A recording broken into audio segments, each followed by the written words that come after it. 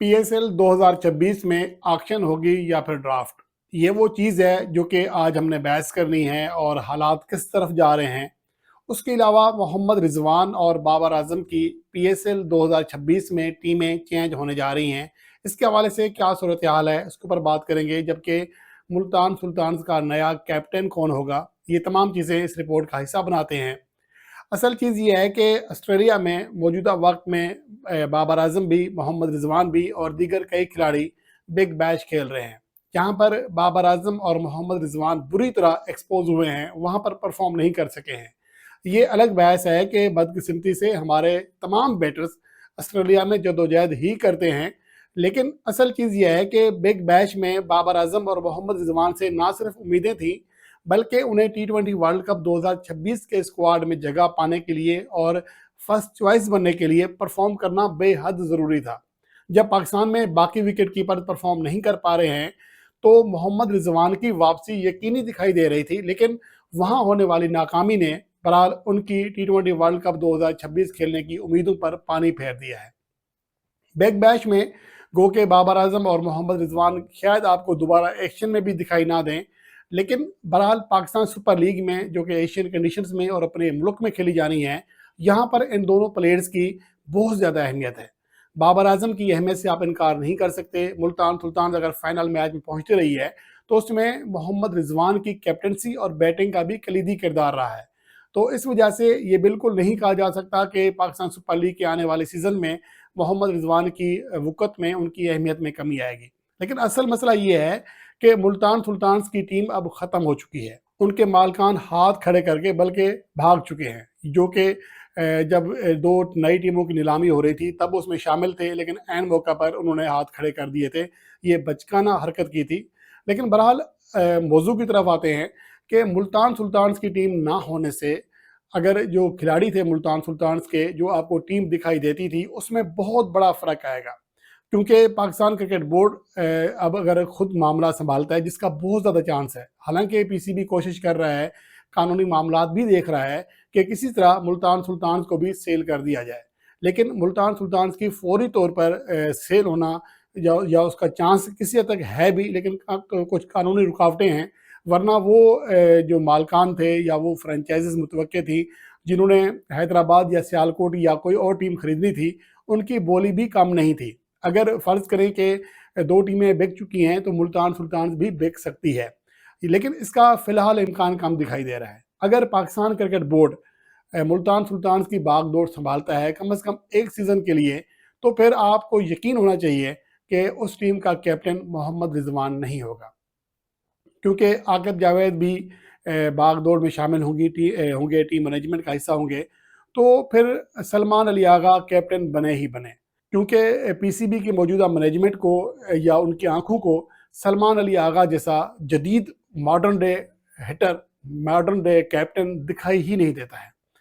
बहरहाल हो सकता है कि ऐसा ही हो जैसा कि गुज़श्ता मैच में 11 गेंदों पर 45 रन करके सबको हैरान कर दिया था, बल्कि परेशान कर दिया था। लेकिन इससे पहले कम से कम इन गुनहगार आंखों ने उनके अंदर इतनी सलाहियत नहीं देखी जो कि PCB की आंखों में दिखाई देती है।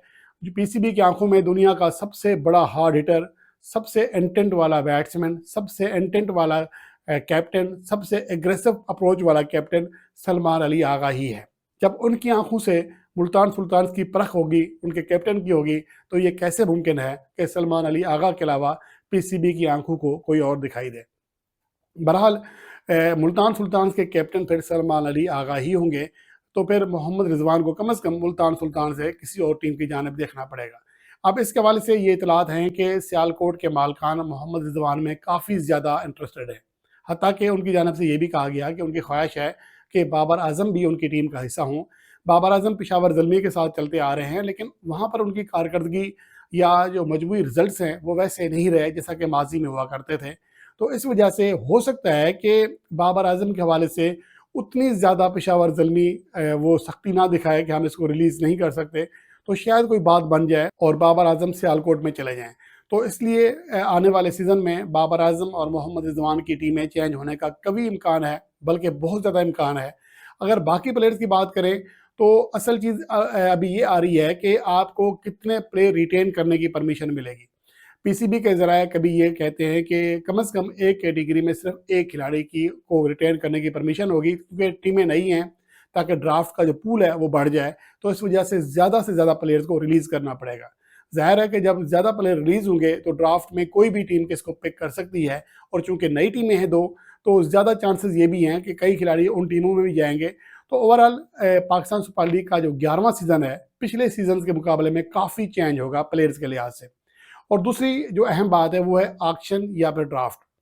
अभी पाकिस्तान क्रिकेट बोर्ड के कुछ ज़राए ये दावा कर रहे हैं कि मैनेजमेंट ऑक्शन की जानिब जा रही है, लेकिन मुझे लगता है कि फौरी तौर पर ये मुमकिन नहीं होगा। उसकी वजह ये है कि एक तो आईपीएल से आपका तसादुम है, सेम टाइम आपके मैचेस हो रहे हैं, जो टॉप प्लेयर हैं वो वैसे ही वहाँ खेल रहे हैं।